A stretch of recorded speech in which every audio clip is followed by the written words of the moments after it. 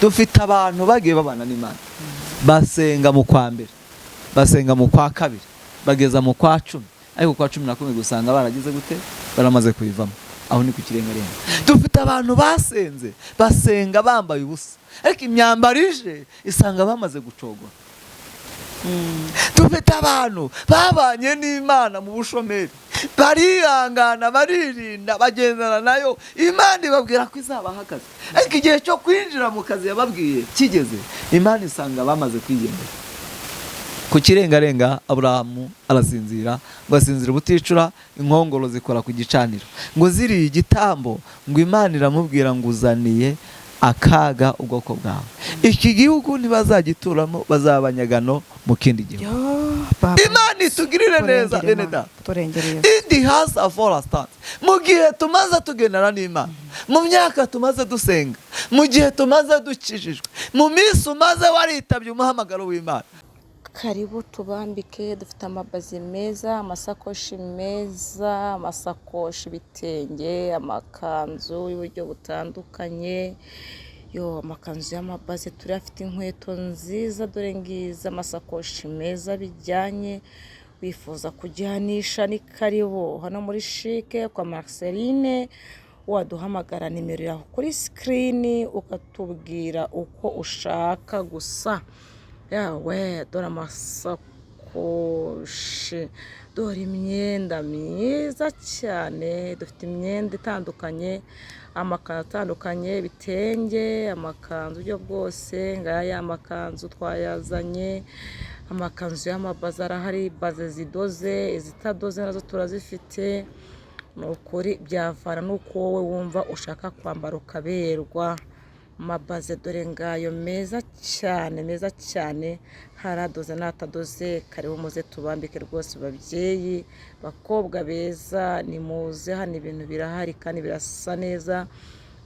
Wifuza kurangura, kugura kuri detaye turabifite, inkweto zijyanye n'amasakoshi, inkweto nziza rwose zirahari, ni muze mutugane tubambike. Dukorera muri Chic kwa Marceline, nimero ngiyo. Wifuza kurangura wamuhamagara, amashanete, impeta zirahari, amasaha meza arahari n'impeta byose mwaza tukabaha. Wifuza kurangura, wifuza kugura detaye, buri wese twabikugezaho kandi ukumva utujuguwe neza. Dore n'amasaha meza muhawe, karibu ni muze.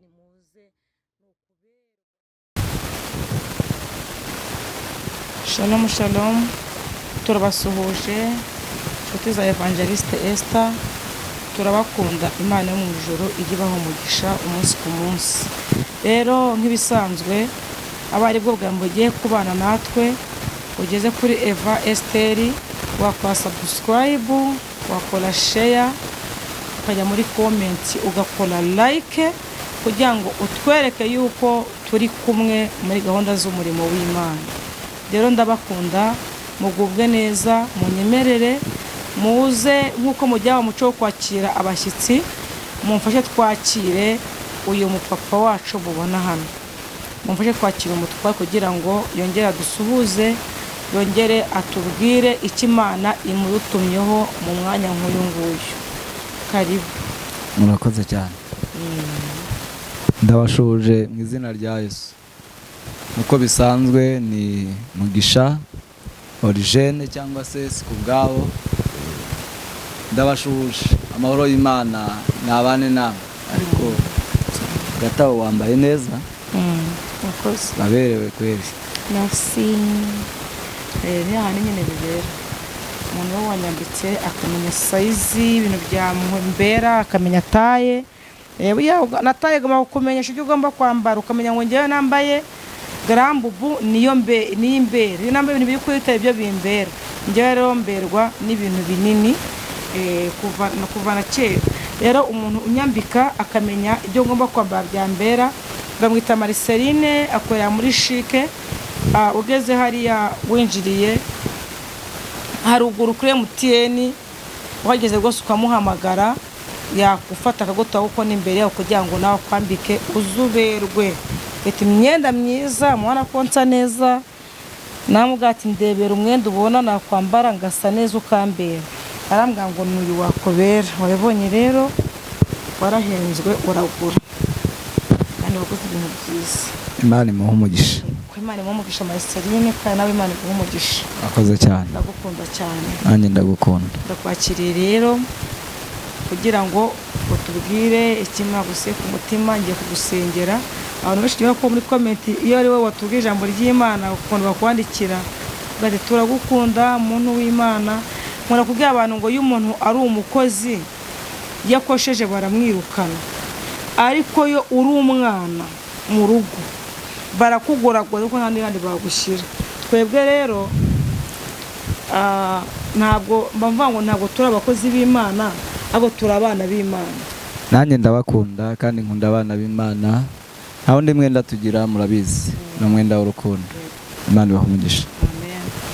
Wow. Tugiye gusengera umuntu w'Imana, mugaragu w'Imana kugira ngo atuganirize. Turagushimiye, turaguhimbaje Yesu, turagushimiye byiringiro byacu bidakoze isoni. Tugushimiye ineza yawe yabanye natwe, tugushimiye ibambe ry'ishimbazo ugira bitatugiye kure. Nyemerera muri mwa tugushimiye yuko tugihumye ku mwuka w'abazima. Mana byavuye mu mbaraga zawe ubihimbarizwe. Iyo ataba wowe twari kugwa mu nzira, ariko wadufashe kuboko twambutsa Yorodani. Niyo mpamvu turi kugera i Kanani. Komeza tubane natwe usenye umugaragu wawe, ijambo rye ryo rirasengeye nirizima, ariko turasize kugira ngo umwambike imbaraga, umubashishe rwose. Ntabwo amenya ikisi yose ikwikirana ijambo ry'Imana kuri Eva Esther yashaka cyangwa byabafasha, ariko wowe no mubashisha amenya ibikwira imitima y'abantu bazumvira ijambo. Bana nawe rero utanyane natwe gusohoya muri Yesu Kristo wakoze urakarama. Amen. Dushimiye Imana ko nikinga ntihagire ukingura, kandi nikinguye nta muntu ubasha gukinga. Ibyo ni ibintu biri mu bubasha bwayo, kandi amaboko yayo akora ibirenze iby'abantu batekereza. Tugiye gusoma ijambo ry'Imana dusanga mu gitabo cy'Itangiriro. Turasoma mu gice cya 15, turasoma umurongo wa mbere, dusimuke dusoma wa 6, hanyuma dufatikanye gusengera muri iryo jambo. Umutwe w'amagambo uravuga ngo Aburahamu yizera Uwiteka, Uwiteka amusezeranya isezerano.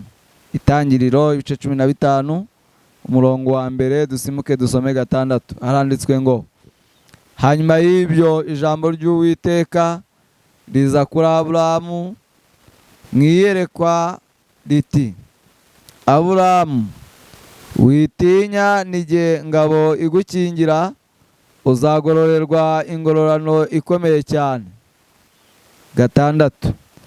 Nuko yizera Uwiteka abimuhaniriza no gukiranuka. Mwakiye neza ijambo ry'Imana. Dawidi yigeze avuga ijambo rikomeye, aravuga ngo nashyize Uwiteka imbere ntabwo nzanyeganyezwa. Iyo umuntu yashyize Uwiteka imbere, niyo yageze ahagiye gutsikira cyangwa gusitara, aramubwira ngo itonde, aho hari inkomyi, aho hari imbogamizi, aho hari inzitizi, ukamenya uko ukwiriye kuhatambuka. Ahangaha rero iyo Aburahamu avuga aya magambo, Imana imusanga, hari mu gihe cyari kimukomereye. Iyo usomye mu gice cya 12 hagaragaza guhamagarwa kwa Aburahamu. Imana imubwira ngo nave mu gihugu cy'iwabo ajye mu gihugu Imana izamwereka.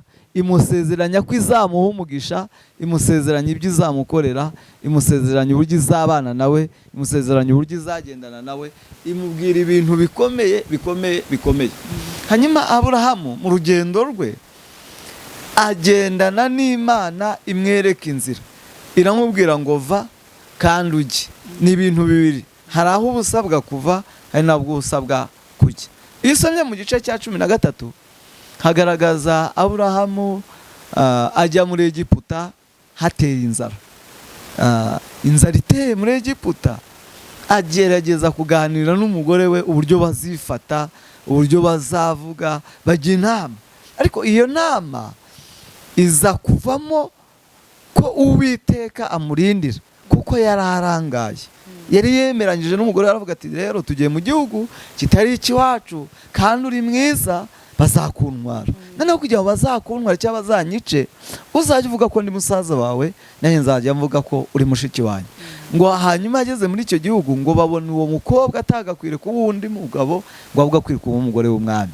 Umwami ngo amujyanye ngo amwenda amubwire umugore, marayika amufatiraho inkota. Niko kumugarura, amuhaye abaja, amuhaye abagaragu, amuhaye n'amashyo. Naho ubutunzi bwa Aburahamu bwaturutse. Hanyuma aho niho na Loti yagabaniye mu kubirukana ngo bave mu gihugu, kuko bari bamaze kumenya abari bo. Aho niho bavuye abashumba ba Loti n'Aburahamu bagirana amakimbirane mu gice cya 14. Igice cya 15 rero dusomye, naho Imana yavuganaga nawe imirimo n'ibitangaza kuri babaja yahawe bamugaruriye umugore, no kuri ya matungo yahawe bamugaruriye umugore. Abo baja baragiye barororoka, barabyara, bagwirira mu rugo. Havukiramo rero umwana w'umugaragu witwa Eliyezeri. Yajya asenga akabwira Imana, akayibwira ngo Mana, urampa amasezerano akomeye, ukambwira ko uzangirira neza, ariko se nzagirirwa neza? Ineza uzangirira ni iyihe ko ngenda ndi incike? Aha bigaragaza iki? Hari igihe umuntu asenga akabana n'Imana, akagendana n'Imana, ariko mu nzira ze akajya abona inzira ze ni inzitane, akajya abona inzira ntiboneka, akajya abona ibyo akora ntibigira ishusho, bigatuma yibaza, eske Imana ivugana nanjye, ibyo ivugana nanjye birahari cyangwa ntabihari? Akagira gushidikanya. Ibyo bijya bibaho mu rugendo. Aha niho umukristo yakoze urugendo, arimo ava mu mudugudu rimbukiro. Bibiliya iravuga, cyangwa se umwanditsi w'agatabo k'umugenzi witwa John yaranditse, aravuga ngo umukristo yageze mu gikombe cy'igicucu cy'urupfu. Ngo ageze mu gikombe cy'igicucu cy'urupfu abura inzira. Ngo abuze inzira, ngo hari umwijima w'igikorwaho. Bibiliya iravuga ngo yagerageje gukoresha inkota, ariryo jambo ry'Imana. Iyo dusomye Bibiliya iravuga ngo nuko mutware intwaro zose z'Imana kugira ngo mubashe gukomera ku munsi mubi, kandi murangije byose mubashe guhagarara mudatsinzwe n'uburiganya bwa Satani. Aha ni intwaro Pawulo yandikiye Abefeso. Iyo usomye mu gice cya 6 uhereye ku murongo w'10 hagaragaza intwaro izarizo. Aravuga ngo nuko rero mutware intwaro zose. Mu ntwaro rero umukristo yari atwaye harimo n'intwaro yitwa inkota, ari ryo jambo ry'Imana. Ngo agerageje gukoresha inkota mu mwijima, ngo harimo amajwi menshi asakuza y'abantu bapfiriye muri iyo nzira, yabo Satani yanogoye amaso, abantu batagangariye muri urwo rugendo, batagifite ibyiringiro byo gukomeza byo gukomeza urugendo. Uyu musomyi akomeza avuga ngo, cyangwa se uyu mwanditsi aravuga ngo akoresheje inkota ngo ntihaboneka igisubizo. Ngo inkota yisubiza mu rwubati, ngo akomeza gutwara intwaro yitwa gusenga. Agisenga, Bibiliya iravuga ngo icyo gihe amajwi yose yavugiraga muri icyo gikombe yaracecetse. Ikindi, inzira yari yabuze mu gusenga, inzira yarabonetse. Aha niho Aburahamu rero Imana imubwiye, iramubwiye ngo Aburahamu, ninjye ngabigukingira kandi nzakugororera ingororano ikomeye. Aribaza ku murongo wa 2 aho tutasomye, aravuga ngo nzagororerwa iki ko ngenda ndi incike? Eliyezeri wavukiye iwanjye ko ari uzaragwa ibyanjye. Imana iramubwira ngo ya Eliyezeri, si uzagororerwa ibyawe, ahubwo uzakomoka mu rukiryi rwawe niwe uzagororerwa iki? Ibyawe.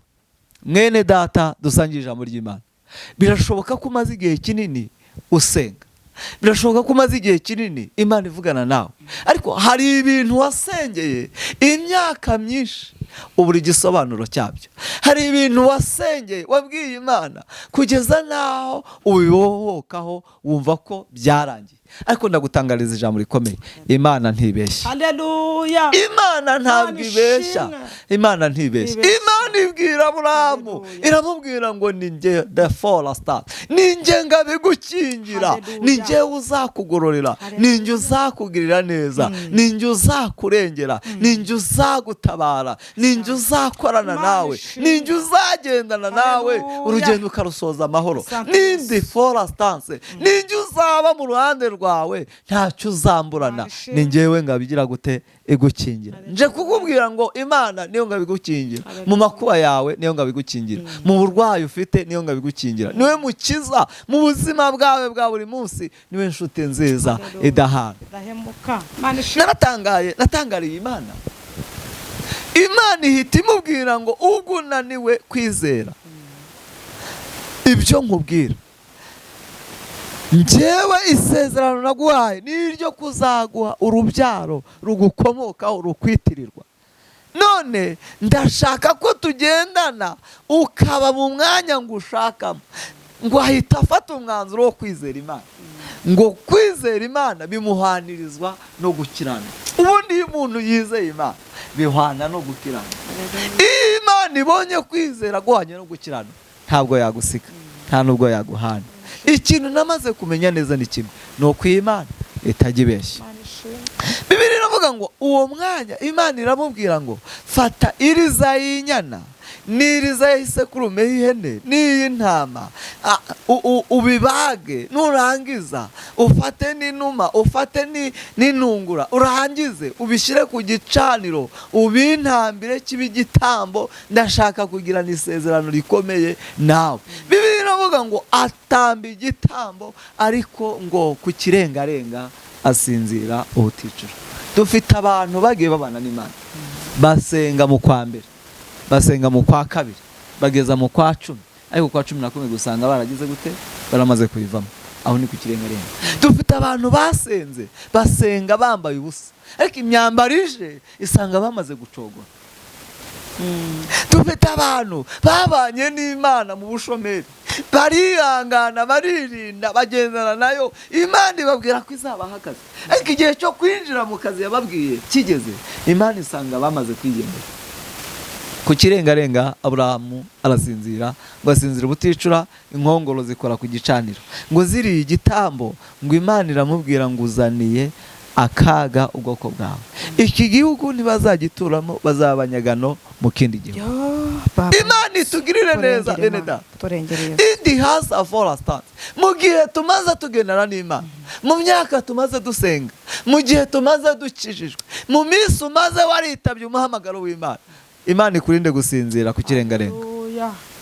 Dufite abantu basenze Imana ari abasore, Imana ibubakiye ingo, itinze gatoya, basinzira ubuticura, babivamo, barishingira, babivamo, mbese bahinduka ukundi, babivamo baresikoroka, babivamo barabeshya, babivamo. Ariko Imana itwambika izindi mbaraga, iduhe kuba maso ku kicaniro, ku gitambo, iturinde gusinzira ku kirengarenga. Hanyuma ijambo rikomeza rimbwira ngo niyihe intege abarambiwe, kandi nutibashishije imwongeramo imbaraga nshya. Imana ibeshaho no mu gihe hari urupfu. Bibiliya ivuze iki? Iravuze ngo izagutegekera abamarayika bakuramire ku this side with God, kugira ngo udakubita ikirenge cyawe ku ibuye. Imana nimenya aho ucogoye ikakongerera intege. Imana nimenya aho unaniriwe ikagusubizamo imbaraga. Imana nimenya icyagutesha umwanya n'agaciro imbere yayo, ikavuga ngo mwana wanjye komera ushikame, ndi kumwe nawe, sinzagusiga. Iri jambo ndabyibutse yaribwiye Yosuwa mu gice cya mbere, iramubwira ngo Yosuwa ntutinye. Aleluya. Cya jambo yatangiye ibwira Aburahamu, ntutinye, ninjye ngabigukingira. Ibwira Yosuwa ngo Yosuwa we ntutinye, kuko njyewe Uwiteka nzabana nawe. Nta uhereye ku ruzi Ufurati kugeza ku nyanja itukura, nta muntu n'uyu n'umwe uzarindira kuguhagarara imbere nubana nanjye. Icyakoze ujye wirinda gutandukira ku mategeko yanditswe muri iki gitabo, ay'umugaragu wanjye Mose yanditse, ntukareke kuyibwira ku manywa na nijoro. Haleluya. Iyi ni Zaburi ya 12 niko yavuze. Zaburi ya mbere umurongo yatangiye ivuga ngo hahirwa umuntu wiringira Uwiteka. Hahirwa umuntu Uwiteka ukora ibyo gukiranuka, akabana n'Imana, akagendana n'Imana. Uwo muntu icyo azakora cyose kizamubera cyiza. Azabana n'igiti cyatewe hafi y'umugezi. Iyo usomye muri Yeremiya 17 havuga iki? Haravuga ngo hahirwa umuntu wiringira Uwiteka, Uwiteka nawe akamubera ibyiringiro. Uwo muntu azabana n'igiti cyatewe hafi y'umugezi. Ntikizatinya umwaka wacanyemo amapfa, ntidiwe sayigome. Uwo muntu ade sayigome ntabwo azagira ikibazo, intambara niziza ntabwo azagira gushidikanya, amakuba n'aba menshi ntazagira gucogora, ibyago n'ibyiyongeranye. Ahubwo uwo muntu icyo azakora cyose kizamubera cyiza. Aravuga ngo kandi havumwe umuntu wiringira undi muntu akishimira amaboko ye. Tugiye gusenga. Ninde wo kwiringirwa? Yesu wenyine. Wowe dusangira ijambo. Ninde wo kwiringirwa? Ni umuryango uvukamo, ni so na nyoko, ni abavandimwe bawe, ni abo muziranye bakomeye, ni abanyamafaranga, ni umunyacyubahiro muziranye. Uwo kwiringirwa nta wundi ni Yesu.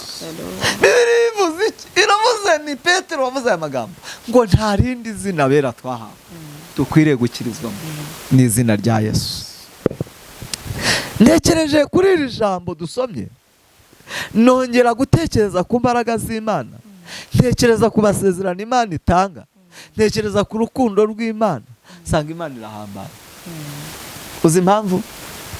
Hari igihe Imana ivugana natwe, ibyo ivuze ukabirebera mu gihe uhagazemo ntubishyikire, ariko ibivuga ibibona, biba biri hafi. Kuvuga kw'Imana kungana no gukora kwayo. Bibiliya niyo mpamvu bivuga ngo kwizera bihwana no gukiranuka. Bivuga ngo kuvuga kw'Imana bingana no kugira gute? No gukora. Tugiye gusenga Imana. Ufite kwizera? Hari icyo Imana yavuganye nawe? Hari isezerano Imana yaguhaye? Niba hari icyo wavuganye n'Imana, fasha kwizera dusenge. Mana yacu, izina rya Yesu, Mana yo kwizerwa, izina rifite imbaraga, idihas olayigen, izina rifite ubushobozi, teraso be evaya sansoma, Imana y'imbabazi nyinshi, Imana y'ibambe n'ubuntu, Imana yita ku batari katostai shedome vayasi bemotali waze Imana benetandostas abantu bayitegereje, lishai elom Imana itakoze hedahizi winima. Wavuganye n'ababyeyi, uvugana n'abagabo, uvugana n'abasore n'abakobwa, wavuganye n'abasenga, wavuganye n'abakwizera, wavuganye n'abakwiringira. Dehezolasti nini tutarabonewa sheto dazara binifo herasi wigani. Kuko wasezeraniye Aburahamu, kamusezeranya kuzamuha urubyaro, kamusezeranya kuzamuha umugisha, kamusezeranya kuzamugira ukomeye, kamusezeranya kuzamuha igihugu kizaragura urubyaro rwe. Nehadi wisai shedemo ndashando pelitali volastika henita kutalove jewe sansoma terosawi jiwi sansi tusikadima. Niko dusengera uyu muntu wahaye amasezerano. Birashoboka ko Nestanse yavutse asanga bamubwira ko Imana yamuvuzeho dewasiri gome, akuramo alefayasire, uvugana nawe ibimenyetso n'ibitangaza, wamubwiye byinshi. Herasiri gome, nk'uko wabwiye abakuki ngo icyo wumva n'icyo ubona ucyandike ku mbaho ukigaragaze, kugira ngo ugisomye acyitondere. Kuko ikintu cyose cyerekanwe gifite igihe cyategekewe, kandi ntikizatinda kukigeraho. Icyakora cyo bishobora gutinda, ariko naho byatinda ntibijya bihera. Ibyavuzwe n'Imana ntibihera, ibyo yadusezeranije ntibihera.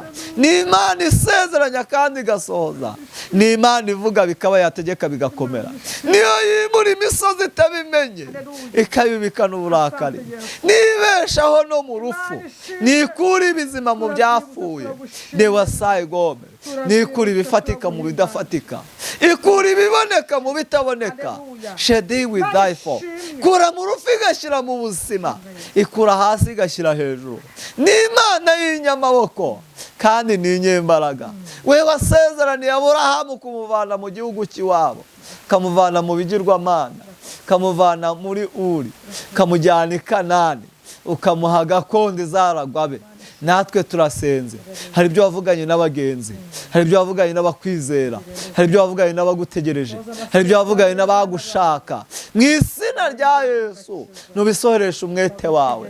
Hagari wavuganye nawe unishadi wisayi, umusanze mu gihe adafite undi muntu wamuhumuriza, umusanze kwa nyirabuja bamwirukanye ngo ari mu butayu ahunganye inda atwite, inda itaragira igisobanuro, inda itaragira izina, inda itaragira icyerekezo. Imana imubonekera mu butayu iramubwira ngo Hagari witinya, kuko utwite nawe azaba ukomeye, uzamwita Ishimayeli, kubera yuko redestance enefaya sansoma, umuntu wese azamugira umubisha we kantisti kotrayi, kandi umuheto wiwe niwo uzamuhesha umutsima. Kugeza na n'ubu iri sezerano rya Ishimayeli na n'ubu ridesitiwe rigome riracyatreninga. Turasenze ngo abo wavuganye nabo amasezerano yabo niyasohoresha umwete wawe mu izina rya Yesu. Helafasi wigome, nutembere mu mitima y'abagushaka, ubahereze ihumure kandi ubarengere kuko uri Imana. Turagushimiye kuko umvise gusenga. Izi ngumba nizibyare mu izina rya Yesu. Aba bashomeri nibabona akazi mu izina rya Yesu. Aba barwayi nibakire mu izina rya Yesu. Aba barira nibahozwa amarira mu izina rya Yesu. Aba barushye nibaruhuke mu izina rya Yesu. Zingo zari zisenyutse nizubakwe mu izina rya Yesu. Bari bacogwe nibasubizwemo intege mu izina rya Yesu. Ubu bukwe bwari bupfuye nibwongere bube mu izina rya Yesu. Nubuhagararemo hetasa liborefo peti diwizima rafasta segrere miti tarazoma rashadrai berefo, kuko uri Imana ikomeye. Bari babuze ibyabo n'ubibagaruriye kandi uhembura imitima yariguye umwuma, wongere uyisubizemo imbaraga mu izina rya Yesu Kristo. Amen. Imana ibahe umugisha. Shalom shalom, turabakunda. Imana yo mu ijuru ibahereze umugisha.